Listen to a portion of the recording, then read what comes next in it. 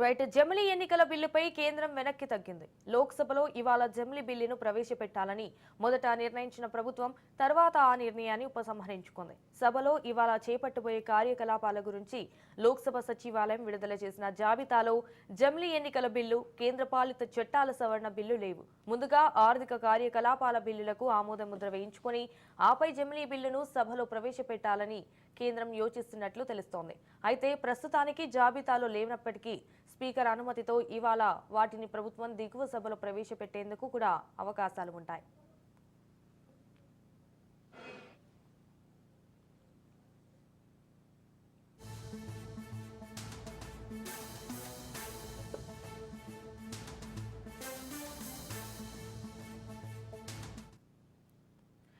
నేడు రాజ్యసభలో ముగ్గురు సభ్యులు ప్రమాణం చేయనున్నారు. ఉదయం 11 గంటలకు ఈ ప్రమాణ స్వీకారోత్సవం జరగనుంది. అయితే బీద మస్తాన్ రావు, ఆర్ కృష్ణయ్య, సానా సతీష్ ఎంపీలుగా ప్రమాణం చేయనున్నారు. వీరు ఈ నెల 13న ఏపీ నుంచి రాజ్యసభ సభ్యులుగా ఎన్నికయ్యారు. అయితే 3 స్థానాలకు కూటమి తరపున ముగ్గురే నామినేషన్లు వేయడం, నామినేషన్ల ఉపసంహరణకు గడువు కూడా శుక్రవారమే ముగియడంతో ఏకగ్రీవం ఎన్నికైనట్లు ఎన్నికల సంఘం ప్రకటించింది.